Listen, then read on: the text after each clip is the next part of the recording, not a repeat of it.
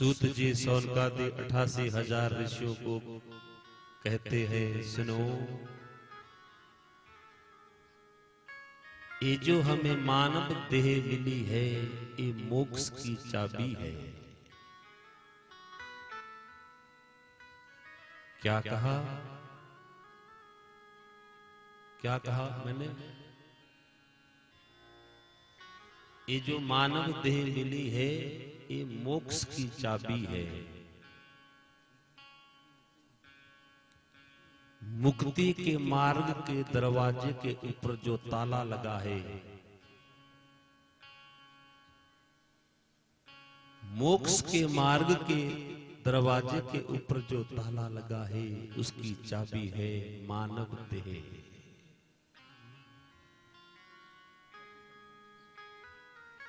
उसकी चाबी है ये मानव देह। और ध्यान दो, चाबी एक ही है। अगर इस तरफ घुमाई तो ताला खुल गया, अगर इस तरफ घुमाई तो ताला बंद हो गया। अगर किसी के पास चाबी होते हुए भी ताला ना खोल पाए तो किसका दोष? आपका कि भगवान का? बोलो। चाबी आपके हाथ में हो, फिर भी आप ताला नहीं खोल पाए तो किसका दोष है? बोलो, स्वयं का ही दोष है। इसलिए मैं आपसे निवेदन कर रहा हूं, ध्यान से सुनो। और ये जो हमें देह मिला है, 83,99,999 योनियों के बाद मिला है मानव देह। चाबी हाथ लगी है, मुक्ति के मार्ग के ऊपर जो ताला है, उसकी चाबी है मानव देह। सूत जी कहते हैं, सुनो। और कल सूत जी ने सौनकादि 88,000 ऋषियों को सुखदेव और राजा परीक्षित की कथा सुनाई, जो कल आए हुए थे, हैं? और कहा, अपने मन को कथा में ले जाओ। जहां हमने कल कथा को विराम दिया था, वहीं से ही हम कथा को आगे जोड़ेंगे। आप थोड़ा जोर डालो, कहां कथा थी? महाभारत का युद्ध पांडवों ने जीत लिया। वो कृष्ण कन्हैया की कृपा से। भगवान नारायण कृष्ण कन्हैया तो हस्तिनापुर से चला गए। कहा है अर्जुन को साथ भेजा था। अर्जुन जब वापस आया था कन्हैया को छोड़कर, 5 पांडवों ने अर्जुन को साथ भेजा था, जाओ बड़े समय कि कृष्ण कन्हैया हमारे साथ रहा, इसकी कृपा से हमने युद्ध को जीता। जाओ इनको द्वारिका में छोड़ के आओ।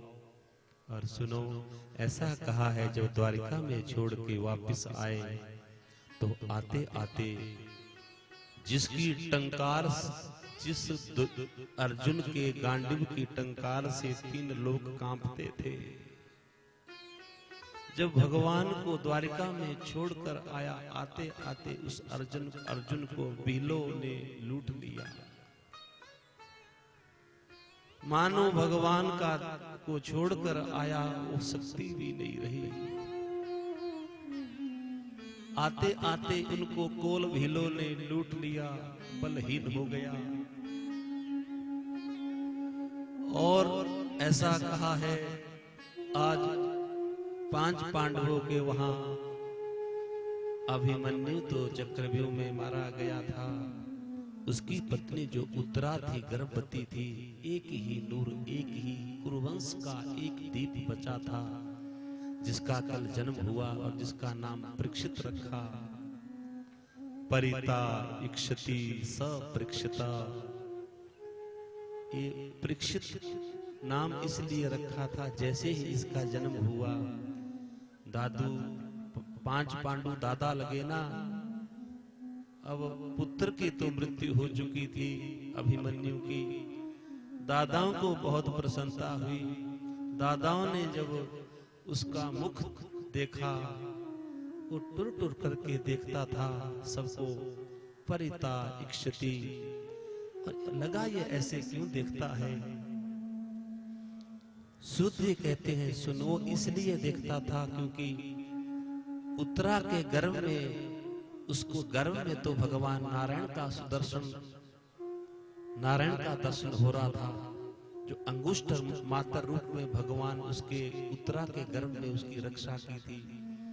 वहां तो उसको नारायण का दर्शन हो रहा था, लेकिन जब जन्म हुआ तब वो नारायण वहां से गायब हो गए। वो छोटा सा वृक्ष टूट टूट करके देखता है, अरे सुनो, वो चतुर्भुज नारायण कहाँ गया। ये तो कोई अलग अलग लगते हैं, ये कौन है। वो एक दूसरे को ऐसे झांकने लगा।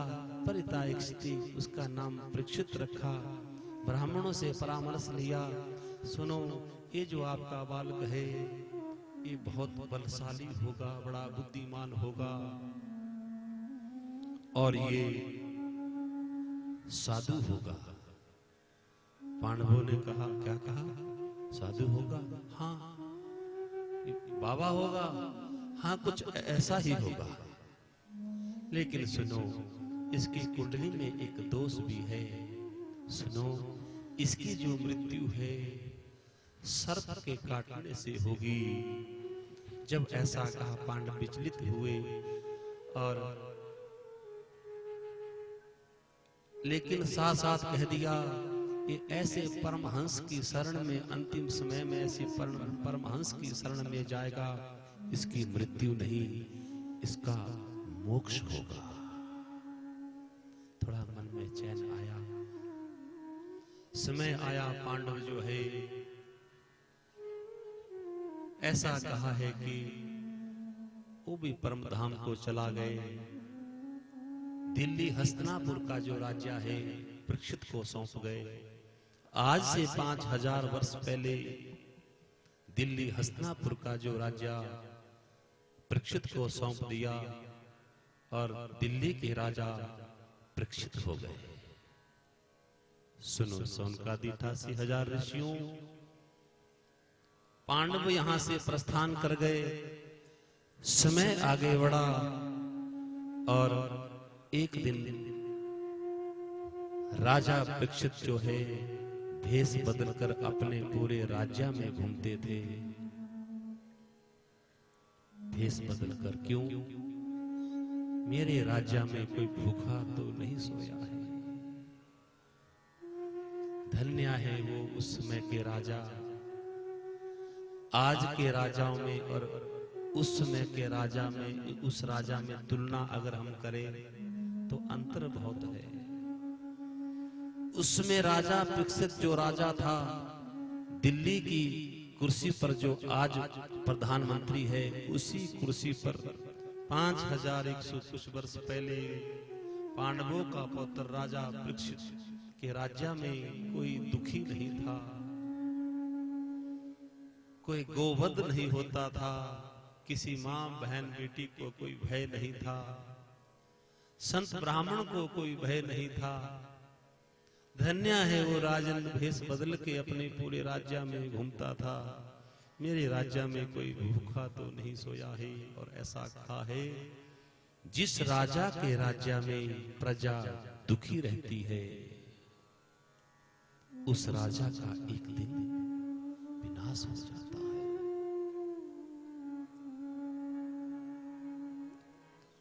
जासु प्रजा प्रिय प्रजा दुखारी, सोनर अवसन अधिकारी, जासु राज प्रिय प्रजा है दुखारी, जासु राज प्रिय प्रजा है दुखारी, सोनर अवसन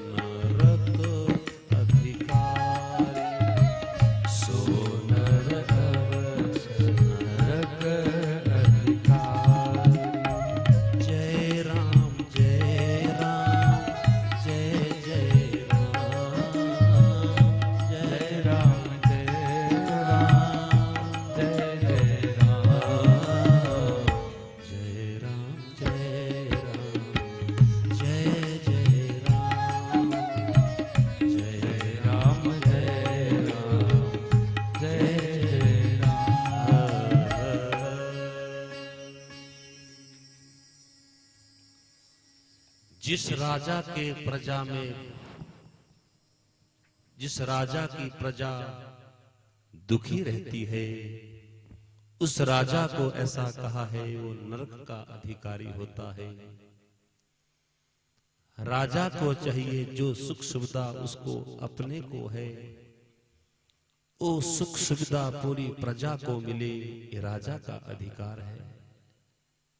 धन्य है वो राजा परीक्षित जो है। लेकिन ये द्वापर के एंड की कथा है।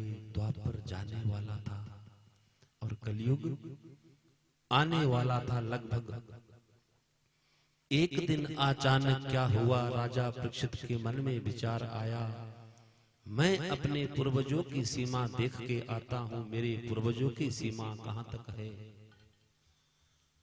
घोड़े पे सवार हुआ और उत्तर दिशा की तरफ राजा परीक्षित निकल गए। इतने आगे निकल गए, रास्ता कहीं भटक गए और आगे क्या एक कौतुक देखा। एक काला कलौटा व्यक्ति जो है, एक काला कलौटा व्यक्ति जो है एक गाय पर प्रहार कर रहा है, जिसकी 3 टांगे पहले ही टूट चुकी है।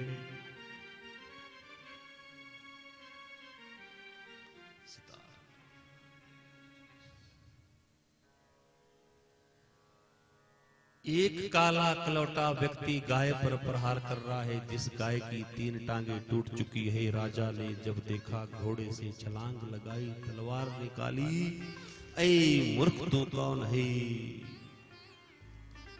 मारोधी अम्ब भद्रम ते खलानाम मय्यम विस्तारी। मूर्ख तू कौन है? कौन मूर्ख, कौन है तू?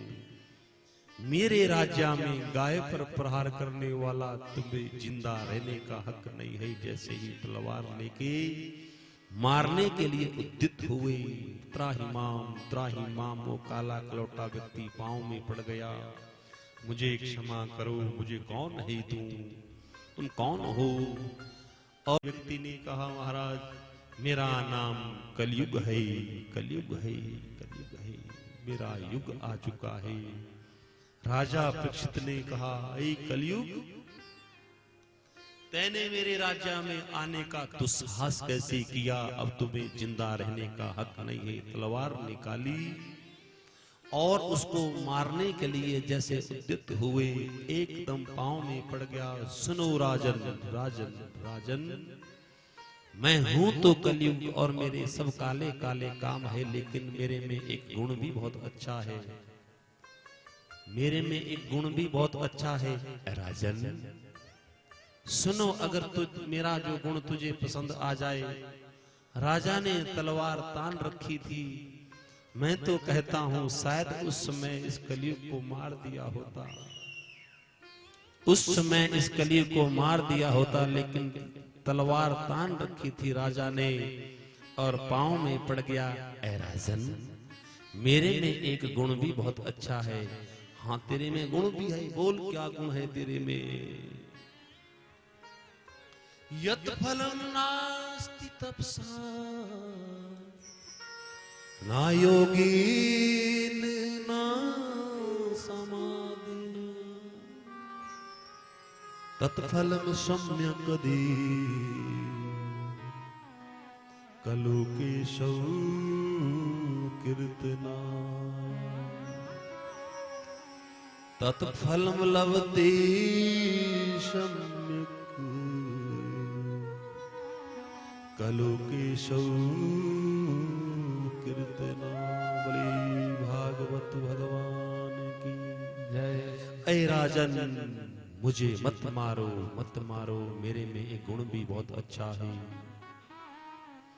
आप भी सुनो, आप भी कलयुग में रहते हैं, मैं भी। राजा ने जब सुना एक गुण भी बहुत अच्छा है, और आज आप भी बड़े ध्यान से सुनो।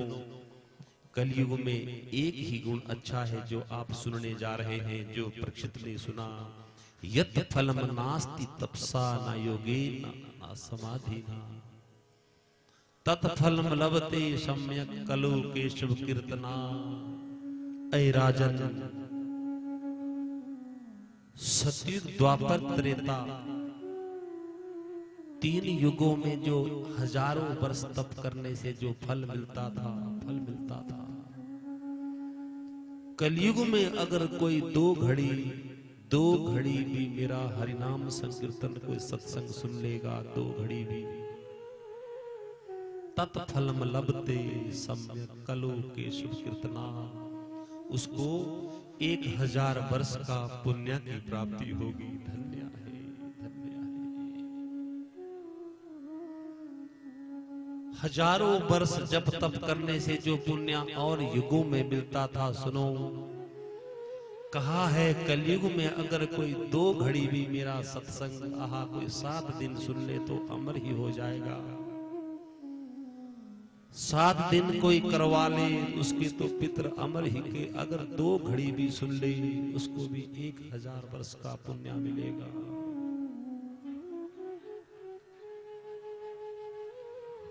कलयुग केवल नाम आधारा, कलयुग केवल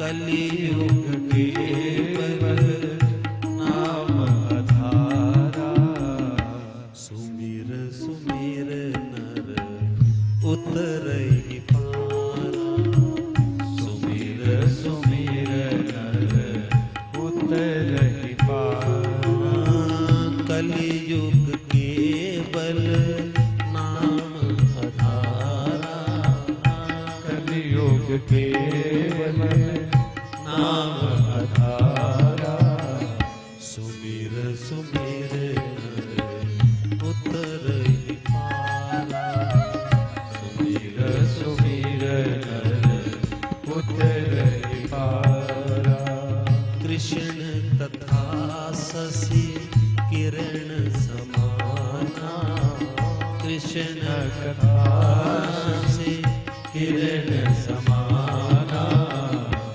संत चकोर करे सब पाना, संत चकोर करे सब पाना, जय राम जय राम जय जय राम, जय राम जय राम जय जय राम, जय राम जय राम जय जय राम, जय राम जय राम जय जय राम, जय राम जय राम जय जय राम, जय राम जय राम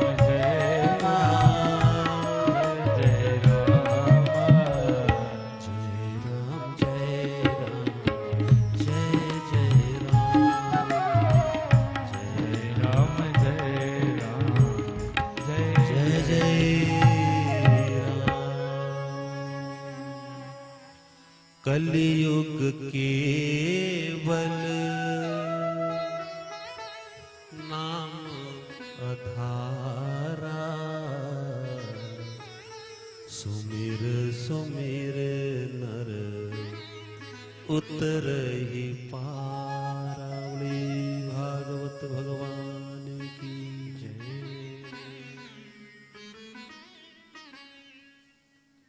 जब राजा परीक्षित ने सुना, तत्फलम लभते सम्यक कलो केशव कीर्तनात्, हजारों वर्ष जब तप करने से जो पुण्य मिलेगा वो 2 घड़ी, आहा, अरे वाह, वारे कलयुग, तब तो मैं तुम्हें 4 कमरे और 4 कमरे दूंगा, 4 कमरे रहने के लिए।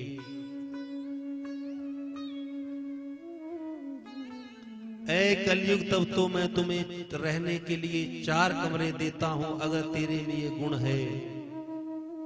और कलयुग बड़ा प्रसन्न हुआ, कहा सुनो, पहला कमरा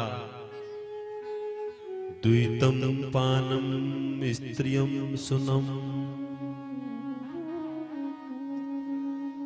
यत्र धर्म चतुर्विधा।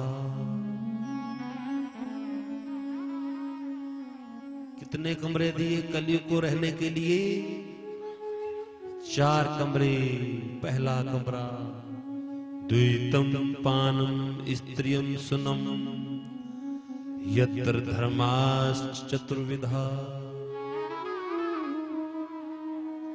पहला कमरा दिया, सुनो, जहां जुआ खेला जाए, जहां ताश खेली जाए।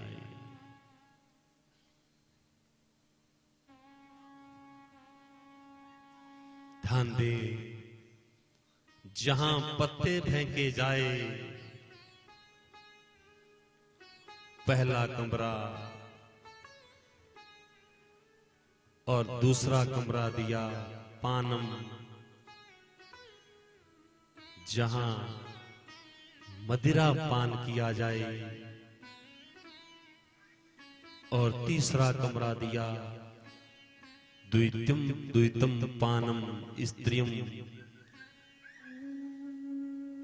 स्त्रियम, जहां जिस घर में नारी का अपमान हो, जिस घर में अपनी नारी का अपमान करके पराई नारी का सम्मान किया जाए, जिस घर में अपनी नारी का अपमान करके पराई नारी को सम्मान दिया जाए, ऐ कलयुग वहां तो वास करो। जिस घर में नारी की आंखों में, किसी माँ बेटी की बहन की आंखों में दुख के आंसू आए, वहां तुम वास करो। जिस घर में नारी का सम्मान होता है, पूज्यन्ते रमन्ते तत्र देवता, वहां देवता भी उस घर की प्रदक्षिणा लगाते हैं।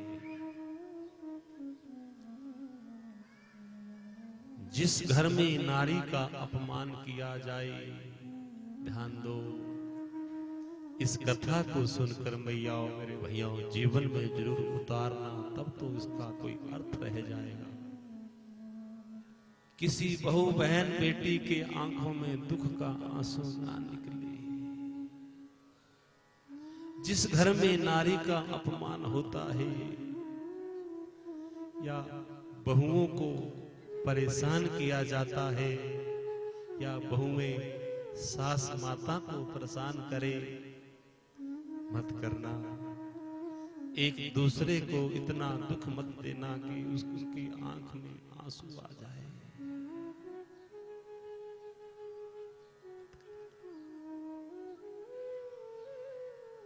द्वितम पान स्त्रियम सुनम, चौथा कमरा दिया, जहां हिंसा, जहां मांस खाया जाए, जहां किसी की गर्दन काट कर अपना पेट भरा जाए, जहां किसी के प्राणों को लेकर अपना पेट भरा जाए, वहां कलयुग तुम वास करो। कितने बुरे लोग होते होंगे वो, जो दूसरों की हत्या करके अपना पेट भरते हैं। धिक्कार है। दूसरे को प्राणों को लेकर अपना पेट भरते हो, कहां हो तुम प्यारे? कभी अपना ही मांस काट के बनाओ, फिर खाओ, देखो तुम्हें कैसा स्वाद आता है। पराया मांस आपने कभी देखा होगा, मैंने देखा है, जो गांव में कोई बकरियों को पालते हैं और छोटे से बकरी का बच्चा कितना प्यारा होता है, उससे बड़ा प्यार करते हैं। और जब वो बकरी का बच्चा बड़ा हो जाता है, इस धन के लोभ में आकर उसको एक व्यापारी को बेच दिया जाता है। किसी कसाई के हाथ में पैसे लेकर जब उसकी रस्सी दी जाती है तो वो रोता है, मैंने देखा है।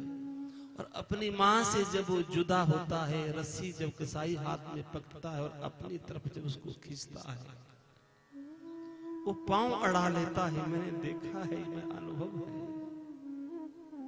वैसे पांव गाड़ता है और देखता है, माँ अरे मुझे बचाओ, मुझे बचाओ। उसकी कौन सुने?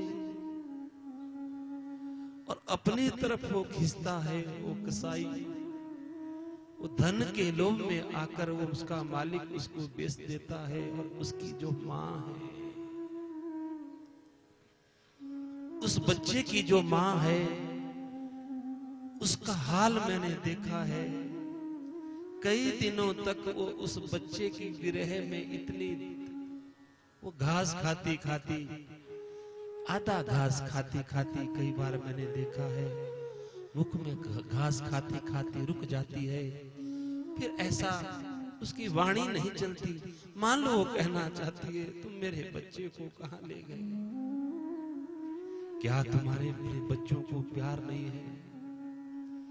मैं उन लोगों से कहना चाहूंगा इस सत्संग के माध्यम से, ये मैं नहीं कह रहा हूं, ये इस परिवार के पितृ रूप कोई देवात्मा ही इस गद्दी से बोलती है, प्यारे कि जागो, थोड़ा जागो। ये अज्ञान की निद्रा में कब तक तुम सोगे? 4 स्थान दिए हैं, इनका तुम भी परहेज करो। ऐ नौजवान बच्चों, इसलिए मैं बार बार कहता हूं, नौजवान इन बेटियों के लिए, इन बेटाओं के लिए जो बैठे हैं, अच्छा लग रहा है, तुम सुनो। और बड़े बड़े बाबा जो आदि हो चुके हैं, वो तो शायद निंदा मेरी मुझे भी नहीं छोड़ेंगे, अरे महाराज। पर चलो, नौजवान बच्चों को हम प्रयास कर रहे हैं सत्संग के माध्यम से हिंदू सनातन धर्म इसको बचाएं। इन युवाओं को और इन युवतियों को थोड़ा ऐसा ज्ञान दे, आने वाली अपनी संतान को ऐसा ज्ञान दे कि ये कार्य ना किया जाए। 4 कमरे दे दिए कलयुग को, लेकिन कलयुग ने कुछ अपने सर को नीचे को झुका लिया। और राजा परीक्षित दयालु थे। अरे सुनो कलयुग, तेरे में एक गुण बहुत अच्छा है, तेने अपनी गर्दन नीचे को झुका ली, तुझे अच्छे नहीं लगे कमरे? कलयुग ने कहा, महाराज जैसे मेरी शक्ल देखी आपने वैसे ही कमरे दे दिए। हाँ भैया, वैसे जैसा जैसा यात्री वैसा कमरा है, जैसा यात्री वैसा ही कमरा। रे भागवत भगवान की जय। सब सामने देखो, जैसा यात्री। अब भैया कहीं आदरणीय नरेंद्र मोदी कहीं जाएंगे, उसको ठहरने की व्यवस्था कैसे होगी बोलो? हाँ, और कोई आम आदमी गांव का कोई जाए, जैसा यात्री वैसा कमरा। और मैं आपके आनंद के लिए एक बात कह दूं, सुनो ध्यान से। जैसे जो तुम हो, वो तुम अपने कारण हो, किसी को दोष मत देना। जो तुम हो वो तुम अपने कारण हो, किसी को दोष मत देना। क्यों? मैं वो नहीं बन पाया जो मुझे बनना चाहिए था, इसका दोष किसको देंगे बोलो?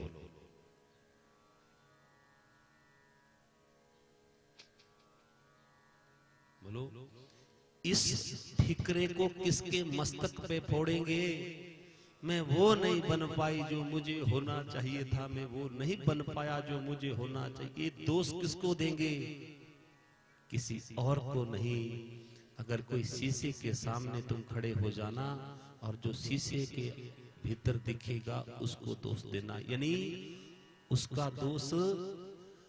अब छोटे छोटे बच्चों ध्यान दो, अब तुम्हारे से जो सीनियर है वो कोई IAS HS बनेंगे, अब तुम भी बन सकते हो, ना बने।